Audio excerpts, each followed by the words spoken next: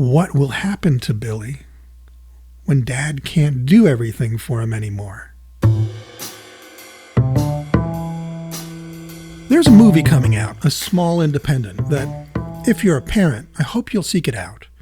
It's just in the festivals right now, so I don't think it has a distributor yet, but the festivals seem to have a deal with a streamer called eventive.org, and I'll put a link below. That's how I watched it, and it costs a few bucks, but it's worth it. It's a pretty special film. It's winning awards at the Heartland Film Festival, Naples International Film Festival, all kinds of festivals. Now, full disclosure, the writer-director is someone I know, Anthony Lucero, and I even worked a day gripping for his earlier film, East Side Sushi, which made it all the way to Netflix. So there's a chance this film, his second movie, The Paper Bag Plan, will get picked up, and you'll see it somewhere. But why wait? I wanted to bring it to you on Dad After Dark because it really hit me where I live. Now, if you're a parent, the film deals with really universal themes. It seems niche at first, but it's really universal. So let me tell you what it's about, and hopefully you'll see what I mean. The Paper Bag Plan brings us into the lives of a single father, Oscar, and his son, Billy. Now, Billy is confined to a wheelchair, and Oscar is getting up in years. An older dad, and that speaks to me directly, and to more and more dads these days. Now, these are not well-off people. Oscar works delivering appliances for, I think, a big box store, and he cares for his son practically around the clock. Even during the day, we see him working the phones, working the system, trying to problem solve their lives. He drops Billy off every morning at a daycare center for people with disabilities, and we get a glimpse of a lot of the real challenges people face when they're just making ends meet, and also of some of our social institutions that are underfunded and understaffed themselves. But Oscar has been making it work.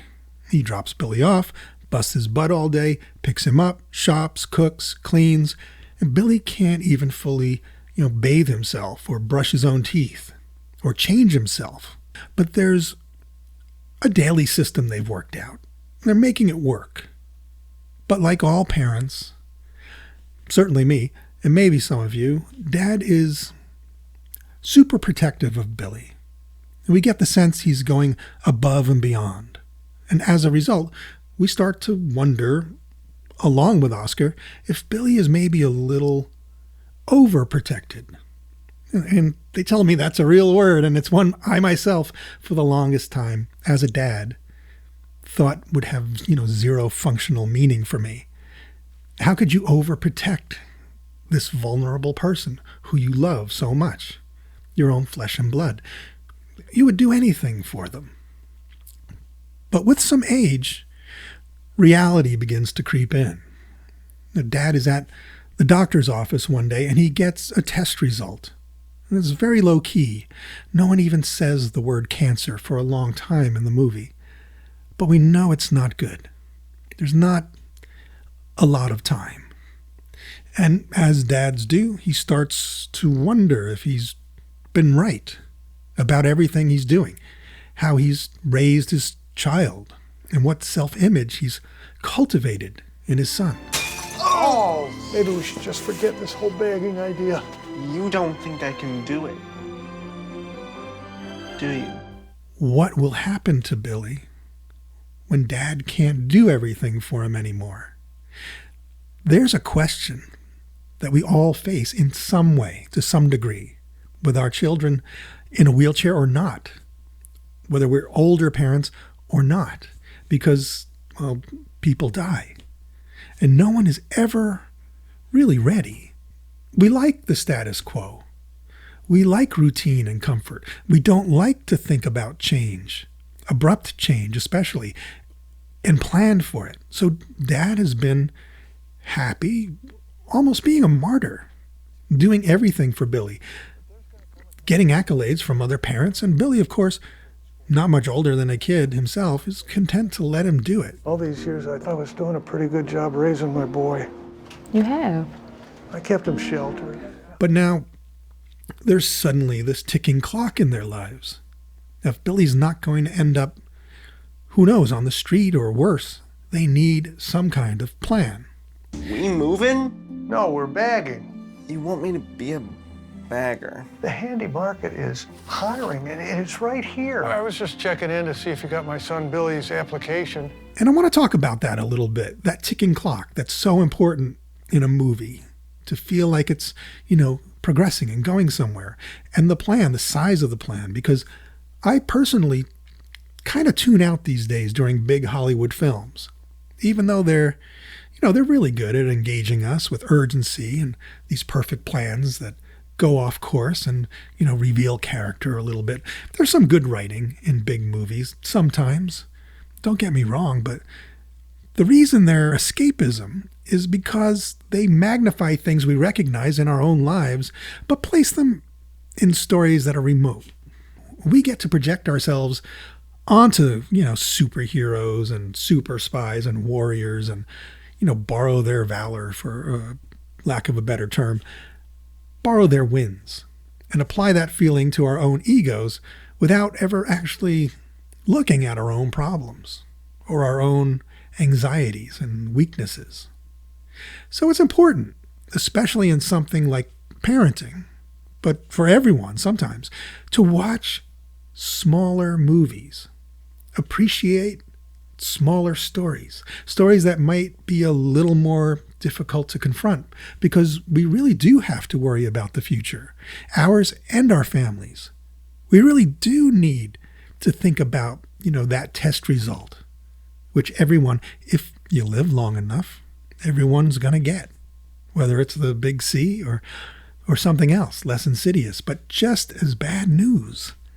And we really do have to step back and see ourselves and the life we've lived and how it fits in with those around us, and contemplate whether, we've been the best influence on the lives of the people we love. That's why I love John Cassavetes, because he actually revels in how little of that we all do.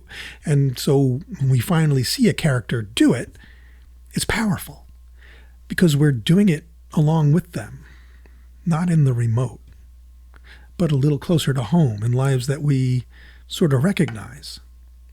Now, Anthony Lucero is not modeling himself on John Cassavetes, not that I'm aware of, but he's got this same instinctual drive as a director and as a writer to allow his characters to stew in themselves a bit, feeling something is wrong in their lives, and push forward into a place they've maybe never pushed and aren't really sure that they can survive in.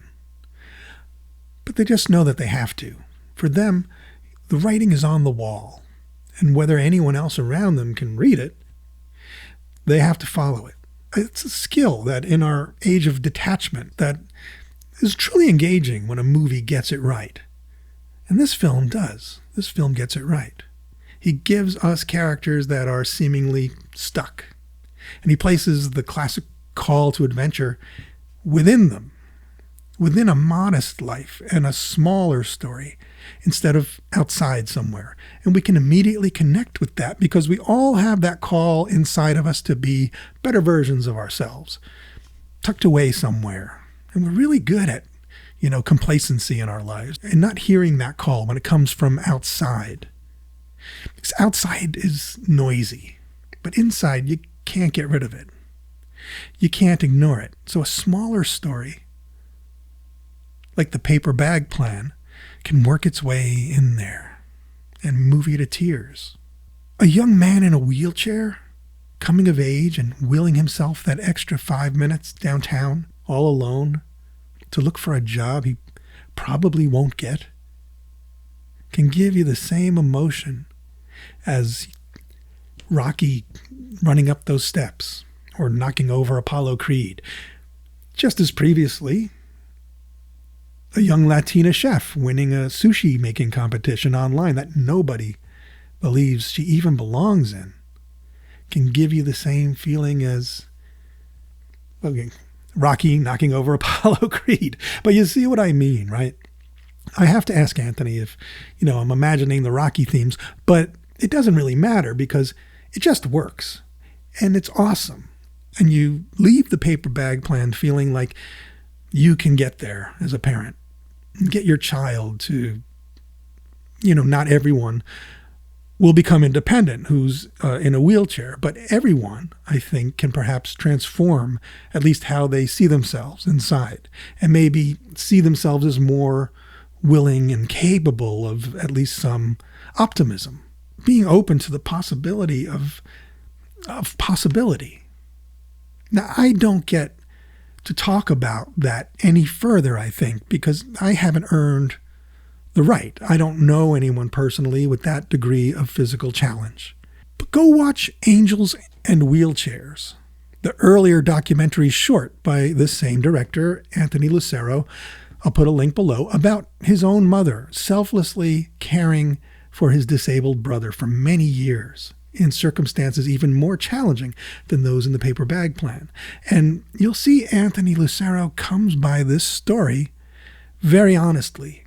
And he gets to make this film, I think, because he knows what he's talking about, and he knows what's important to take away from it. And I think we're very lucky to get to experience that through his lens. Now, I won't say much more. The film, as I record this, just left the Ojai Film Festival in California, where it won the prestigious Bill Paxton Award. You might catch it on eventive.org again for a limited time while it's in the fests. I'll put that link below, and for a few bucks you can see it. If you want to support these types of stories, go there and do that. Now, I get nothing out of it. I'm not connected to the film at all. I'm just lucky enough to know Anthony from our previous days working at a visual effects studio long ago. Now remember, this is a small film. Even though, people are liking it in the festivals, it's doing well, odds are still stacked against it. But if you're a parent, any type of parent, I hope you'll seek it out. Or if you just love indie film. So check it out, The Paper Bag Plan. Take the time to catch it.